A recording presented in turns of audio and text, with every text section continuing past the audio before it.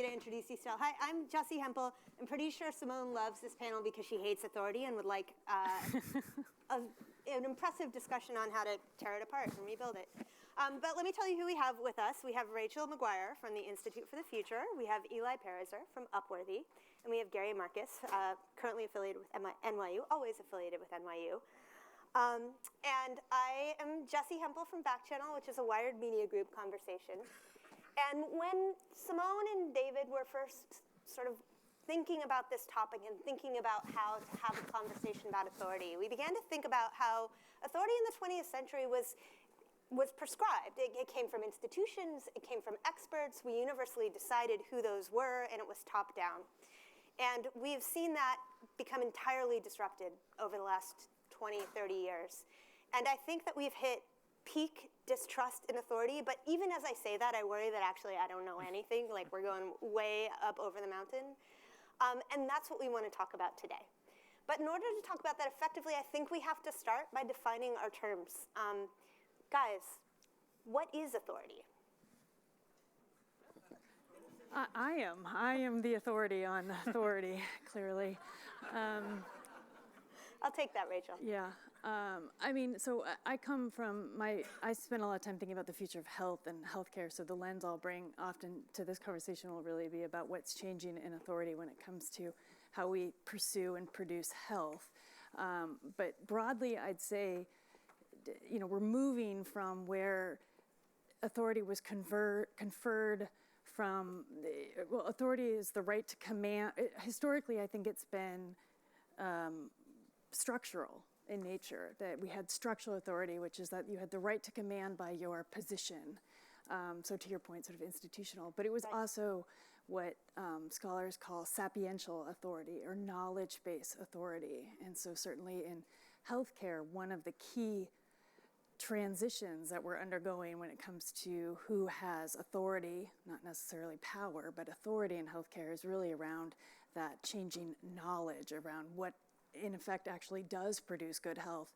And so do the institutions or the entities that have authority in health today actually have sapiential or sort of the knowledge that's needed to maintain that authority over the next decade? And I know that you have a framework for how to think about it, and I want to talk about that. But before we do, I want to sort of ask broadly, do you agree, both of you, that authority to date has been, and tell me if I'm getting this right, largely about who has the knowledge, and that has been mostly determined by your affiliation with an institution? No. Right. Just to make it interesting. Yeah. I mean, I think I'm not a social scientist, but from what I understand of kind of how trust and authority, what it does for us psychologically, it's helpful to go back a couple thousand years or a couple tens of thousands of years and say, what are our cognitive structures built around? And a lot of them are built around making very quick assessments of who's on my side, who's not on my side, who has my interests at heart, who doesn't have my interests at heart. And who knows what they're doing. And who knows what they're doing, but I would argue that competence, that question of competence is an interesting one to interrogate, right?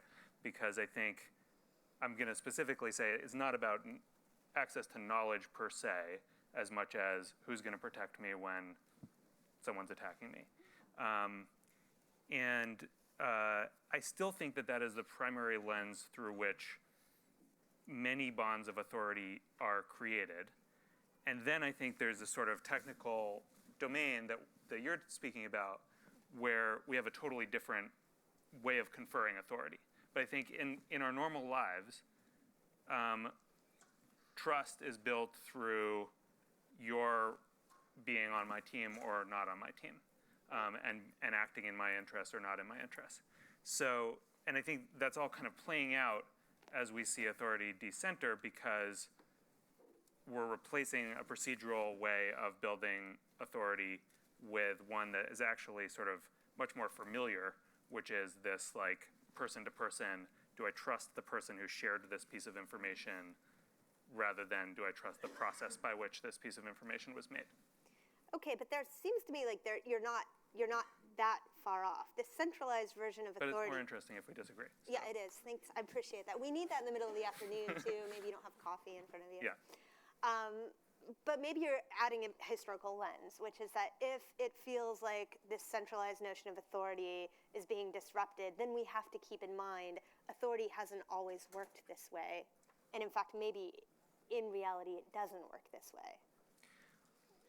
I mean, I'm with Eli in thinking that the brain can be shortcut, that we evolved in an environment where we wanted quick information about all kinds of things. For a very long time, no individual has been able to do everything. So we've been in a position where we're reliant on others, and we have to make snap judgments about who to rely. Maybe we get some data over time. This is the person, the leader of my village or something like that. Are they reliable? But we often use shortcuts to say, you know, I can't do this myself. And I'm a scientist, among other things. And as a scientist, I have to do this. So I can't do every single experiment myself. I have to decide which other scientists do I think are doing good work or maybe not doing good work. We make decisions like this all the time, and we almost never make them on the basis of enough data. It used to be, not too long ago, that maybe I could trust, say, the New York Times or something like that. Now I get a lot of my information, let's say, from Facebook, and maybe there are different standards there, but the brain is still kind of grasping for that quick fix about, okay, this is where I get my information from, I'm good to go. I'm not going to analyze every single piece of information individually.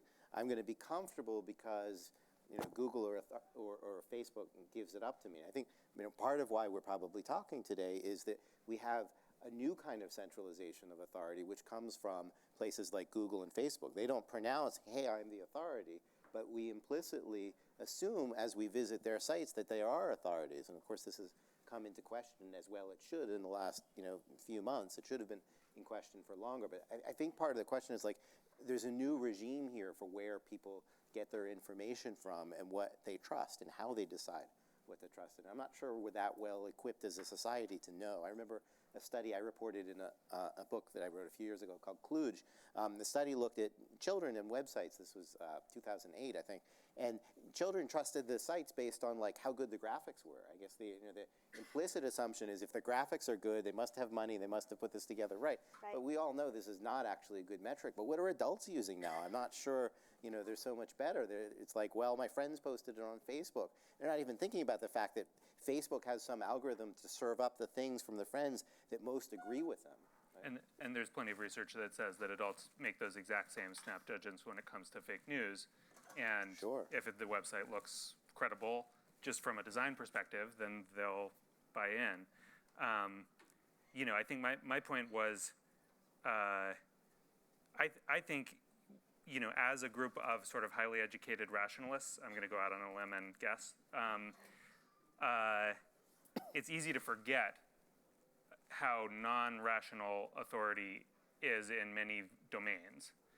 And that, in fact, many of the shortcuts that you're describing are actually the opposite of what we know empirically about where competence comes from. So there's a Harvard Business Review study that was circulating about leadership, and it turns out that the most effective leaders tend to be, very kind of quiet consensus builders, tend to have a lot of traits that female leaders have that men may have less, but that we think of leadership, our cognitive schema for leadership is kind of a hard-charging narcissist.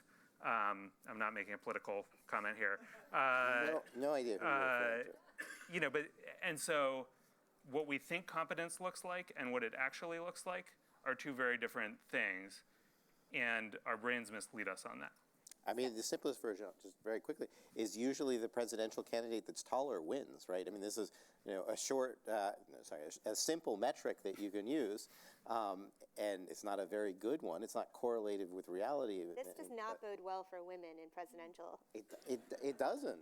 As a 5'3", we have brains that do that. So, I mean, there's a question, if we know that our brains keep gravitating towards these superficial cues of what we're going to do about it, which really brings you into things like education. Right. Well, so let's put a pin on that. I want to come back to Rachel's framework for thinking about the sort of new ways that authority is rearing its head in the healthcare system specifically. Sure, and I mean, I guess just observationally, having spent a few years thinking about this, that certainly trust is different in our minds from authority. And so really thinking through, where do you need trust to have authority, and where is authority conferred through other mechanisms? Similarly with expertise and authority, not necessarily needed in all spaces, but maybe there are some spaces where expertise or knowledge is needed. So just sort of noticing that we sometimes use language, we substitute words where maybe we should unpack that a little bit. But Couple those concepts a bit. so in healthcare, what we were recognizing, like I said, is that if structural authority and sapiential or knowledge-based authority is being challenged by lots of forces that are shaping the next decade, then where do we see emerging sources of authority? And what we argued is that there are 4 emerging or re-emerging sources for authority when it comes to the future of health, and that were the 4 areas were computational. So, we can talk together about what that might mean, but really the idea of being able to quantify health in really radically new ways, scale it very large and also very granularly, all of that sort of a new knowledge base, new area to inform how we think about health. Networks, Johnson & Johnson was just up here. They know a lot about the power of networks to inform how we make health choices and where we get information now. Facebook was at Techonomy Health yesterday talking about their play in healthcare. So I think everyone's sort of aware that networks are becoming an increasingly important form of or source of authority in healthcare. Ambient authorities, so whether it's big data analytics or it's just understanding social determinants of health or environmental determinants of health better, this is a new area of expertise and perhaps authority over the next decade in health. And then finally, and probably most critically, and this is where I think you guys have a lot more to say than I do, is narrative, the power of the voice in a really data-deluged future. Who can tell personal narrative stories, institutional narrative stories, and sort of society-wide narratives in a very compelling way that will be a new area to derive authority from in healthcare, at least over the next decade. Can you just, the difference between authority and trust, can you speak to that a little bit? Yeah, I don't think in healthcare, sometimes they overlap, but sometimes you just have authority because who, in healthcare right now, it's a who, not a what, that certifies illness. And that, whether or not you trust that authority as the right person or entity to be certifying illness and determining treatment protocol, doesn't matter. That is the authority that certifies illness. So I don't know. There may be other areas where trust is crucial to actually seeing, to recognizing the authority, but at least in healthcare, it's not required. Is that something that is going to change over time? Because I think about it and I think about, I recently was pretty sure I had a sinus infection, so I went to my doctor. But before I got to my doctor, I spent a good long time on the internet and I'd mapped that thing out. And then I got there and the doctor was like, you don't need antibiotics. And I was like, oh yeah, I do. Right. She's like, no, you don't. Yeah. And then I went home and called a friend who was a doctor and got antibiotics. Yeah, what we've learned is that, And got better. Yeah, You got better, but the antibiotic, the virus. Got better too. Got better too, exactly. Yeah, we don't have to unpack my psychology. Let's unpack the decision itself, because I think that speaks to the way that. There's a serious issue about tragedy of the commons, though, right? That what's good for the individual patient isn't good for the population as a whole. So the reason antibiotics are generally not prescribed by the doctor is because of the resistance that the bugs themselves grow. So And Gary, I nobody wants agree to do with it you. I agree with you. But the interesting part of this for this conversation, and it impacts that, is like medicine's not working if I'm making that decision. Like authority is not working right. in medicine if I'm making that decision, right? So how do we grow into a world where it works again, not just for me, the individual, but for us collectively as members of a democracy? Yeah, I'm punting, answers, but by the I way. will say that, certainly in our view, the structural authority is being chipped away at in healthcare because of things like that, because people are relying on other sources than traditional sources of authority and expertise in healthcare. Whether or not existing and sort of entrenched and incumbent sources of authority are going to relinquish their power, the power that has come with the authority that they've had, not for very long, to your point, maybe for 100 years, that I think is to be questioned, and how that happens is probably more for social scientists in the room that understand how we actually take away power that we have assigned through authority or conferred through authority and give it to new entrants or re-emerging entrants like networks of trusted peers who may have a better idea of how you personally should manage your health. Fair enough. I don't know that this fully answers the question because it's a big one, but I think there's a clue in research of a guy named Ron Engelhardt, who looks at kind of how values shift across societies over time. And he's been doing this study since 1960s or 70s across like 60 different countries, looking at how much authority in and of itself is a value popularly. And one of the things that he found is that there's this very predictable pattern, which is that the first generation that was raised without fear of physical deprivation, like they weren't going to be hungry some night, had these radically different values that geared much more towards self-expression and autonomy and away from authority. Which again, sort of if you accept that cognitive framework that authority, we mainly use it when we need to be safe. If we feel sort of at some level essentially safe, then maybe we shift our energy to other areas where we're gonna, find safety. I'm not saying that we actually are safe, and I think that sort of gets to some of the problem, which is, I think we live in a society where we're not very likely to die on the spot and a doctor is gonna come in and save us. So maybe we're less, we care less that Right. the doctor, about what the doctor's saying and the doctor's role in society. And you could argue that that's happening across a whole bunch of different pillars where, it's not necessarily to say that it's a correct assessment, but just that the fear that drives some of the need for authority has dissipated. And we take for granted a bunch of things that are provided to us by that managerial layer, and the authority that lives in it, without really buying into it. And so if you accept that, then we're in for kind of a reality check, which arguably is what we're seeing. And I would say in the media, we're definitely seeing, where we've sort of for a set of economic and structure of media reasons, we've happened to have a kind of media system that more or less combines some sort of buy-in to a process of journalism with distribution power. Right. And now those things are completely coming apart. And your journalistic competence has nothing to do with your ability to reach an audience. Right. That's not because people had maybe people never bought into that in the first place. Like maybe people never were willing to choose something that was well generated over something that was entertaining.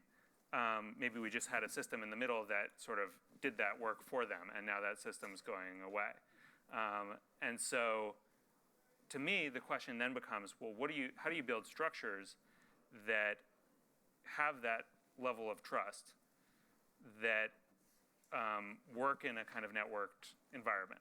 And I don't think that's an easy answer, but I think it probably exists in kind of bringing these relationships down. So I'll give a kind of abstract political example, or I can give it later. No, give it. Then I have a question. I think it's really interesting. The conversation about, there's a lot of sort of people looking at this idea of kind of proxy-based democratic process. Right. So this is an idea of instead of electing a representative, I'm gonna give Gary my vote on AI because he seems smart about this stuff, and he's gonna vote for a group of people on that. Right. That kind of system, because I have a trust bond with Gary, may be more resilient and more able to kind of confer trust on the ultimate decision that's made than one where I have a very kind of abstract relationship with a representative that I'm only really buying into because of their political party. And so I think if you could bring trust closer and find ways to aggregate it, Localized trust. or bring it down a level or two, so that it's not sort of somewhere up in a bureaucracy, but that that in one way or another, I'm deliberately investing in my trust relationships on particular domains in a way that feels more valid. It's Right. Yeah, I could go on, but. You know, even as we have this conversation, our technology is taking us to a place where we're less able to understand and unpack how we get to any decision. And AI is about to make that a lot more true. And that also shifts authority. It shifts, in particular, who has authority. And now there are all these sort of invisible places where there is authority that we're starting to talk about after the effect. We're talking about, well, the ethical implications of AI and how did that bot become a racist? Oh, it's because humans are racists and the people who created it actually, you know, didn't think through it in the way that maybe we as a society want them to think through. And Gary, AI is your sweet spot. I would love to hear your thought on who holds authority that maybe we're not thinking about. I mean, programmers hold the authority now. Programmers and the people who run the large corporations. So I was just thinking, prior to your question about the difference between Wikipedia, which I trust, and Facebook, which I don't. You know, there have been empirical studies of Wikipedia, and it's pretty good. It's on a par with Encyclopedia Britannica, and I don't think there's anything better. And I think Facebook rather indulges my perception of myself as a know-it-all because it feeds to me pieces by other people who agree with me. Which is probably not as reliable as Wikipedia. So somehow there are what AI people would call cost functions or optimization functions, things that are being optimized. And Wikipedia is doing its best. I'm not saying it's perfect, but I give them money every year. Wikipedia is doing its best to optimize truth. And I mean, it makes some errors along the way, and it sacrifices certain things. It doesn't do a good job of discussing complex issues. Right. But it does a pretty good job of alighting on truth. And Facebook chooses not to optimize that. Maybe there's some pressure on them now to do that, but what they've been trying to optimize is eyeballs, right? And so there are some programmers at Facebook who presumably help in accomplishing that mission, and Zuckerberg picks what the mission is. He could have a different mission, and I think you could read him as somewhat changing the mission in light of the recent election. But you ask, you know, who has the authority? Well, it's the people who design these systems and say, what is it that we are going to reward the system for doing? So especially if you're talking about a machine learning system, effectively you're rewarding it for doing something. Just like you could, you know, reward a rat or a pigeon in an experiment, you're rewarding your AI system for serving up a particular kind of answer that you want. And you can decide, I want to maximize eyeballs, I want to maximize truth, and there are, you know, different algorithms that you can write. Most of those algorithms for now are opaque. They're owned by the companies. They're not publicly available. Wikipedia actually says something about the algorithms that it uses, so those are relatively transparent. Facebook's algorithms are relatively not transparent. Google's algorithms are not transparent, and you know, Google's an interesting case because there's a whole industry of people trying essentially to cheat the Google algorithms, right? That's what search engine optimization is ways of trying to get their stuff to your, you know, I do SEO on your website. I'm trying to make your website more popular than it is, and that's like trying to reverse engineer the authority system that is built into Google. And so there's like an arms race around these optimization functions. So Wikipedia, let's talk about Wikipedia a second because you brought it up. It's fairly good. It's not spot on. It's not perfect. It's more consistent at some things than others. It is reviled by the far right who feel abandoned by it. It is, you know, and yet there are AI systems that use Wikipedia as their base source for knowledge. Like I was just at Microsoft looking at some things that they're doing with Cortana and the very cool things that they're allowing teachers to do in their classrooms with, you know, students being able to build PowerPoints that pull knowledge, and they only pull from Wikipedia. And that caught my attention because I was like, but wait a minute, a student coming into a classroom, and this isn't to pick on Microsoft, by the way, it's to make the example. A student coming into the classroom is going to use this tool to get to knowledge, is not going to have the context or understanding that I have for what Wikipedia is. And as good as it is it fair to call it the source of all knowledge? No, certainly not. And I mean, I can run down some ways in which it's quite weak. Like I actually looked at my own Wikipedia entry the other day, and this is something I should have done for the last few years. I did it this morning too, by the way. And you know, it's wildly out of date. So I just launched a business, sold the business. That's not mentioned there. Like, you know, it was a 3-year effort, and it received significant media coverage, but nobody bothered, and I didn't bother yet. And you know, maybe I will eventually. But so I mean, it's very out of date. And as I said, it's not very good on disagreements. Where there are disputes, you know, they get labeled, but it doesn't give you much more than that. So I mean, there are all kinds of problems with their model. I was just comparing it, relatively speaking, to Facebook. I would probably actually give a little bit more trust to a Wikipedia entry. I would not, by any means, want to give any single you know, source of information unique authority. I don't think that would be a safe bet. And you know, like, it's one source among many. One of the things we need, again, I mentioned education, and to unpin it off the board, I think it's incredibly important. So we have an opportunity here right now in society to move to a much more data-driven regime, which is great. I mean, I think, you know, let's not just put in the taller person as president. Like, that's not a good idea. We can move on. We are in this kind of, you know, driven by data society. But, you know, there's an old book called something like Lies, Damn Lies, and Statistics. And now we're living in an era where people lie through statistics more than ever before, and it's easier to lie through statistics more than ever before. The only remedy for that is to have educated consumers who understand, consumers of, you know, quantitative results, and understand all the different cheats you can do. Like, my favorite cheat that I learned about in graduate school that I always call people on if they do it is you run your axis not from 0 to 100, your y-axis not from 0 to 100, but from like 50 to 100. So I often give a talk about big data and Google Translate. And the first paper on Google Translate said, look, the more data we get, the better. And the graph ran from like 47 to 52. And as they got, you know, 6 billion words, they went from 47 to 52%.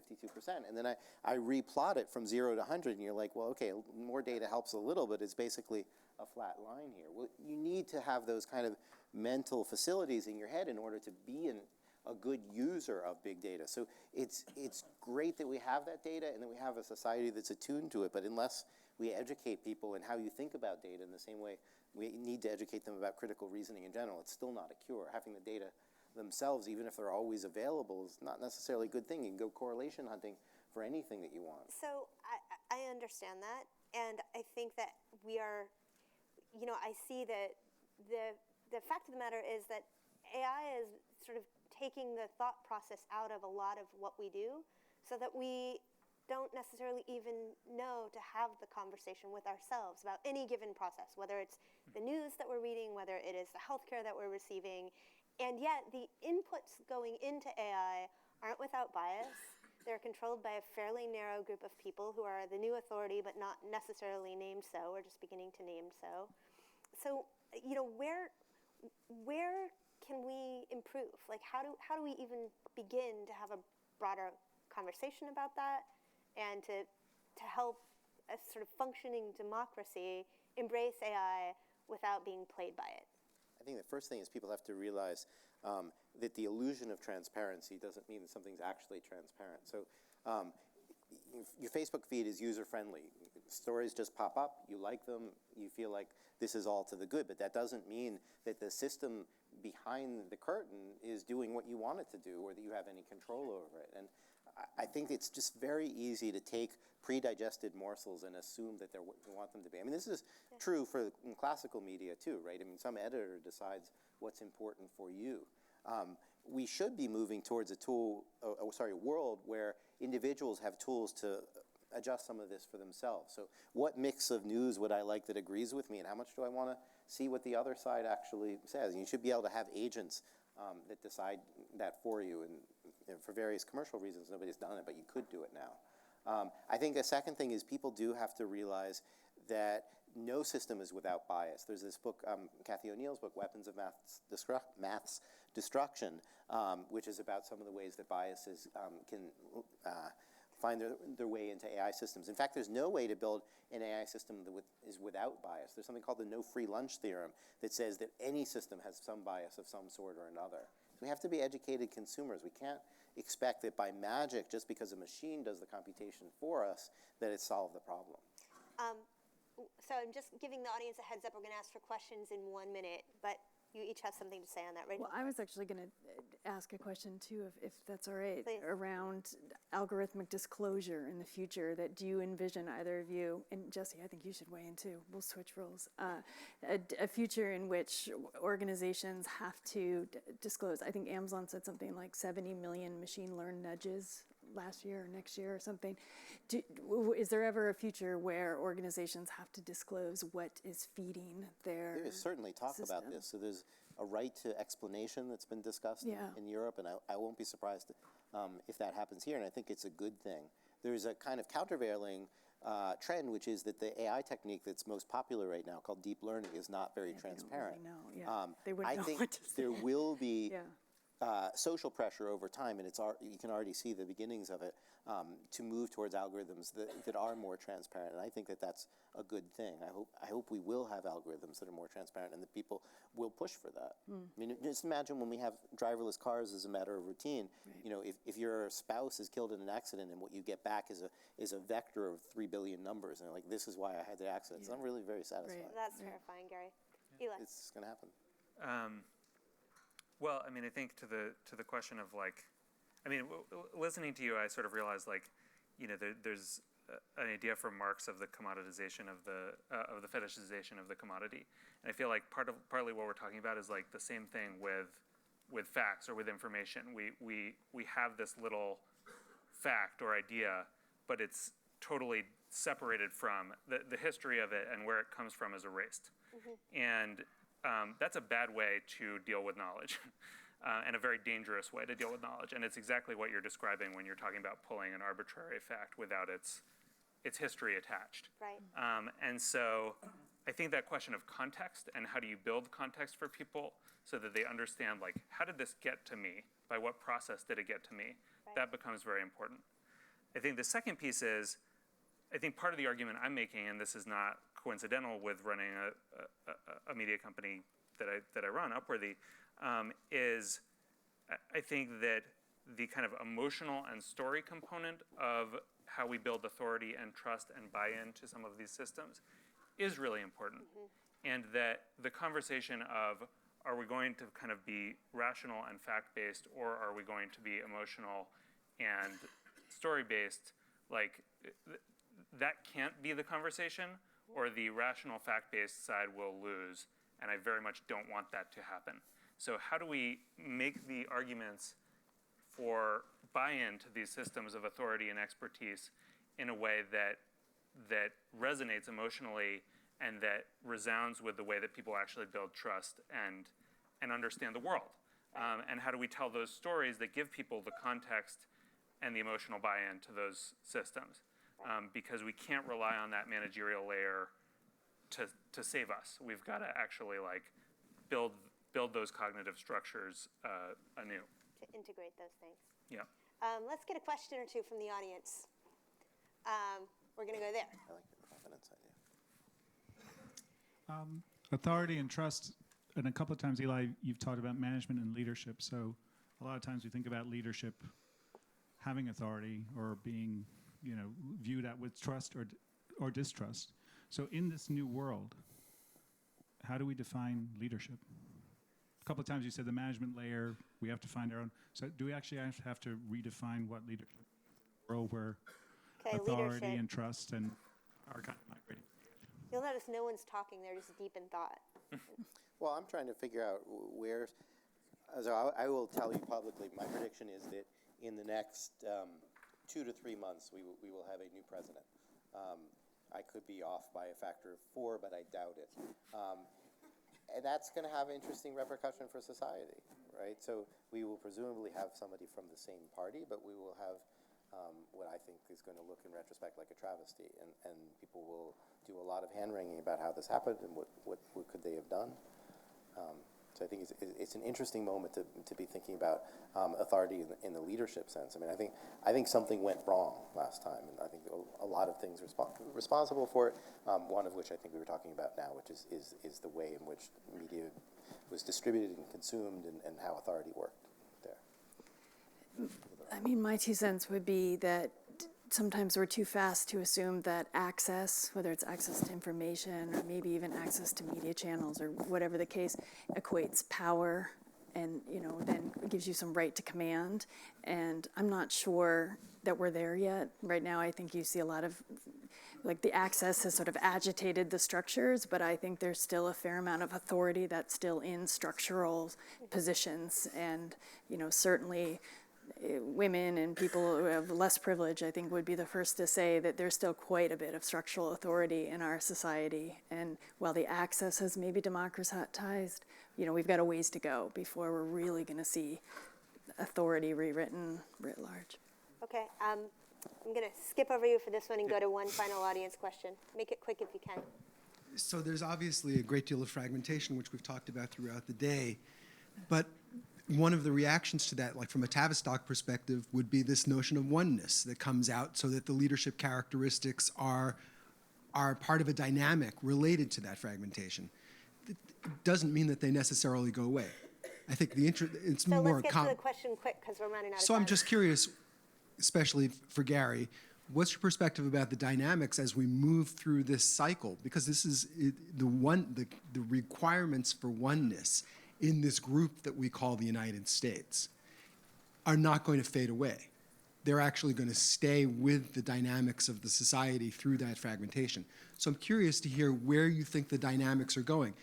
Will we have greater dependence on authority structures, or will the fragmentation contribute to more of fight or flight capabilities, which are all kind of classic Tavistock structures? I think we're moving, unless something changes, we're moving to a more and more fragmented world where each person can get an individual mirror of their own beliefs and feel reinforced that they're correct. And I think we're moving away from the kinds of pressures that would make people do things in collective ways. So we don't even have television shows that everybody watches anymore. We're very much in this long tail era where you can find things that reinforce what you believe, what you like, and so forth. And Facebook is very big, distributor of news right now. They might make a decision to change, but the way they have it set up is, Facebook has figured out that I don't like Trump, and it feeds me a lot of negative Trump stories. And maybe that turns out to be right, and maybe it's at least possible that turns out to be wrong, and I wouldn't know it. And so each person can go down their own little rabbit hole the way that things are structured. And I shouldn't pick so much on Facebook. This is true too of cable news, where you have a channel for you and a channel for you and so forth, and we get shunted off in our own directions. So we've spent not nearly enough time examining this big idea of authority, and we leave with one solid prediction for next year, and that is from Gary. And